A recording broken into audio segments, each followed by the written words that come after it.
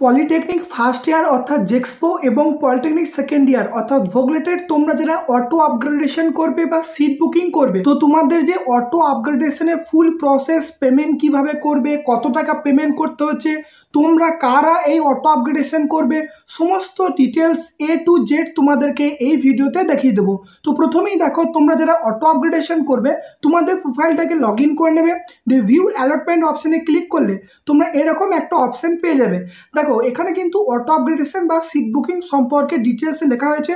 আমি তোমাদেরকে দেখো এখানে যেটা আছে একটু সংক্ষেপে বলে দিই। দেখো তোমরা এখন যে কলেজটা পেয়েছো, ধরো তুমি এখন 5 নাম্বার কলেজ পেয়েছো, তো তুমি যদি সে আবার 1 থেকে 4-এর মধ্যে কলেজ পেতে চাও, সেক্ষেত্রে তুমি অটো আপগ্রেডেশন করবে। তাছাড়া তুমি অটো আপগ্রেডেশন করবে না।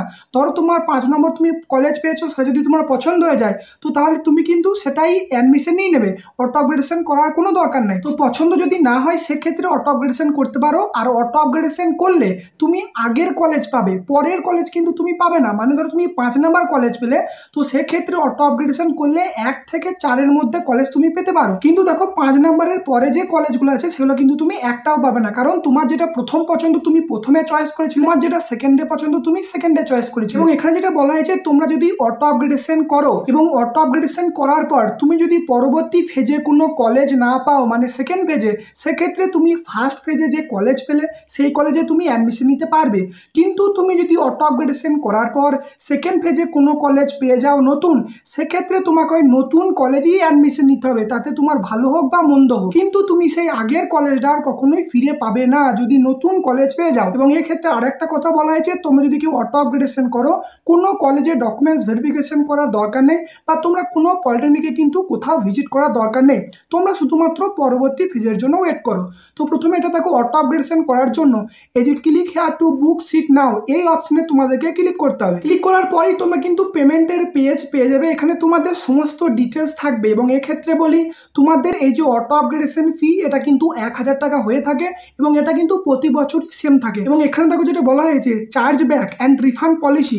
ধরো তুমি এখানে পেমেন্ট করছো, পেমেন্ট করার পর তোমার ধরো টাকা কেটে নিল, কিন্তু এখানে সাকসেসফুল হলো না, দিয়ে তুমি আবারও পেমেন্ট করলে, তো সেক্ষেত্রে তুমি যদি মাল্টিপল পেমেন্ট করে থাকো, তো সেই একবারে টাকাটা কাউন্সিল নেবে এবং বাদ বাকি যে তোমরা যতবার মাল্টিপল পেমেন্ট করছো, সেই টাকা অ্যাডমিশনের পর 2 মাসের মধ্যে তোমাদের কিন্তু সেই অ্যাকাউন্ট আবার রিফান্ড দিয়ে দেওয়া হবে। তো দেখো পেমেন্ট করার জন্য যে মেক পেমেন্ট, এই অপশনে তোমরা ক্লিক করবে। ক্লিক করার পর তোমাদের দেখো পেমেন্টের পেজ ওপেন হয়ে যাবে। এখানে কিন্তু তোমরা বিভিন্ন মাধ্যমে পেমেন্ট করতে পারো। তো তোমাদের যাতে ফোনপে, গুগল পে আছে, এই যে ফোনপে তোমরা অপশন দেখতে পাচ্ছ, এই অপশনে তোমরা কিন্তু ক্লিক করবে। ক্লিক করার পর তোমাদের ফোনপে অ্যাপ ওপেন হয়ে যাবে এবং সেখান থেকে তোমরা কিন্তু পেমেন্ট করতে পারো। তাছাড়াও দেখো তোমরা যদি একটু নিচের দিকে আসছো, এখানে অপশন পেয়ে যাবে যে অ্যাপ অ্যান্ড ইউপিআই আইডি। এই অপশনে তুমি যদি ক্লিক করো, তাহলে তোমাদের ঠিক এরকম একটা পেজ দেখাবে যে pay with UPI ID or number. মানে ধরো তোমার ফোনপে যে মোবাইল নাম্বার বা গুগল পে যে মোবাইল নাম্বার তোমরা এখানে পুট করলে, বা যেটা ইউপিআই আইডি আছে সেটা কিন্তু ওই অ্যাপে পেয়ে যাবে। তো সেই আইডিটা তোমরা এখানে পুট করে যে কন্টিনিউ অপশনে যদি তোমরা ক্লিক করো, তো সেক্ষেত্রে তোমাদের কিন্তু এই যে আইডিটা পুট করলে সেই আইডিটা একটা নোটিফিকেশন যাবে। সেই নোটিফিকেশনের মাধ্যমে তোমার টাকাটা কিন্তু পেমেন্ট করে দিলে এটা কিন্তু সাকসেসফুল হয়ে যাবে। নেক্সট দেখো, তোমাদের পেমেন্ট যখন কমপ্লিট হয়ে যাবে, তোমাদের স্ট্যাটাস এরকম দেখাবে যে অ্যাডমিশন স্ট্যাটাস সিট বুক বলে। অর্থাৎ তুমি এখন যে কলেজটা পেয়েছো সেটার জন্য কিন্তু তোমার সিট বুক হয়ে থাকলো। এবং দেখো তুমি যখন একটা ফেজে কলেজে অ্যাডমিশন নেবে, তো সেক্ষেত্রে তখন কিন্তু তোমাকে সে কলেজকে 800 টাকায় পেমেন্ট করতে হবে গ্রিপস পোর্টালের মাধ্যমে, GRIPS পোর্টালে, ঠিক আছে। কিন্তু এই যে 1000 টাকা আপগ্রেডেশন ফি, এটা তোমাদেরকে পরবর্তীকালে রিফান্ড দিয়ে দেওয়া হবে, ঠিক আছে। তো আশা করি তোমাদেরকে পুরো প্রক্রিয়াটা বোঝাতে পেরেছি ডিটেলসে। এই ভিডিওটি এতটুকুই, ধন্যবাদ।